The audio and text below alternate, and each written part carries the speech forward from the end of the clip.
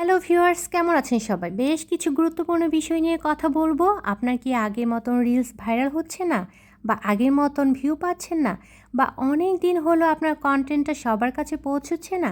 আপনি বুঝতেও পারছেন না যে কী কারণে আপনার কনটেন্ট কেন রিচ পাচ্ছে না বা ভিউ বাড়ছে না বা রিলস ভাইরাল হচ্ছে না?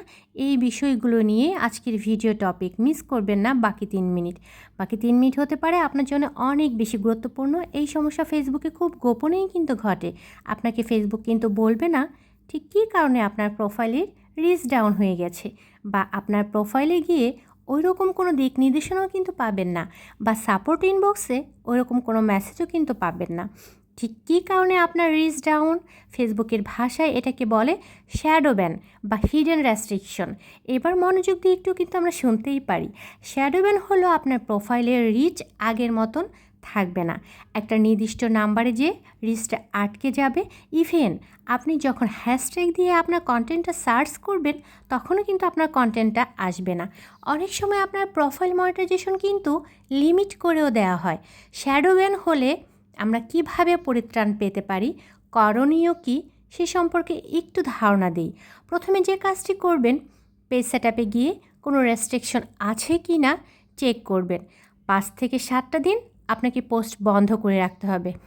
অবশ্যই 5 থেকে 7টা দিন পোস্ট বন্ধ করে রাখতে হবে। এটাকে বলে কোল ডাউন পিরিয়ড।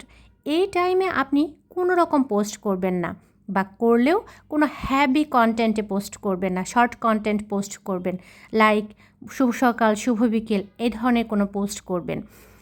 আপনার পেজ বা প্রোফাইলে আপডেট করে নেবেন মাস্ট। আপনার অ্যাবাউট সেকশন এবং প্রোফাইল পিক ইউনিক রাখবেন। আপনার রিভিল ট্রাস্ট উইথ অর্গানিক পোস্টের পর, অর্থাৎ কোল ডাউন পিরিয়ডের পর আপনি ভাইরাল টপিক নিয়ে পোস্ট করুন, দেখুন কোনো চেঞ্জ আসছে কি না। এরপর আপনি আপনার প্রোফাইল ক্লিন করবেন। কোনো কপি পোস্ট, অন্যের ভয়েস এইসব থাকলে ডিলিট করে ফেলবেন।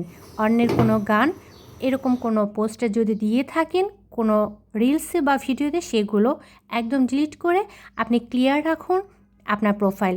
ভাইরাল হ্যাশট্যাগ ইউজ করুন, নতুন অডিয়েন্সের দৃষ্টি আকর্ষণ করতে চেষ্টা করুন।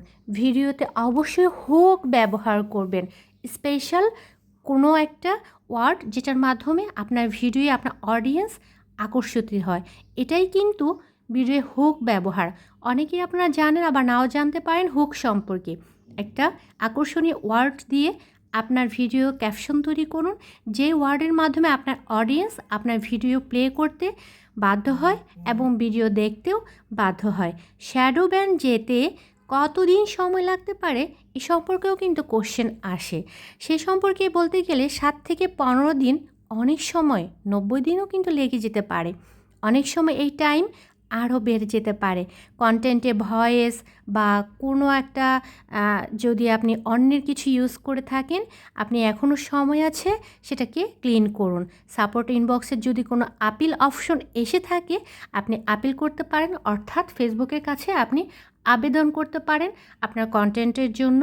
তাহলে হয়তোবা আবার আপনার মনিটাইজেশনটা ব্যাক করতে পারে ফেসবুক কর্তৃপক্ষ। তো রান্নার ভিডিও, আমাকে অবশ্যই রান্না নিয়েও কিছু কথা বলতেই হবে। এই যে ডাঁটা, আলু, টমেটো দিয়ে রুই মাছ ভেজে রান্না করেছিলাম, এটা কিন্তু অসম্ভব মজার এই গ্রীষ্মকালীন সবজির মধ্যে। ডাঁটাটা একদম সফট ছিল, আমি তাও এটা কেটে বেছে সিদ্ধ করে ভাপ দিয়ে নিয়েছিলাম। আপনারা হয়তো বা অনেকেই ভাপ দেন, আবার দেনও না। তো আমি ডাঁটাটা একটু ভাপ দিয়ে ফেলে দিই, এতে আরও তাড়াতাড়ি সিদ্ধ হয়। ডাঁটা শাকটাও ভাজি ছিল, ঢ্যাঁড়স ভাজি। ধন্যবাদ, আসসালামু আলাইকুম।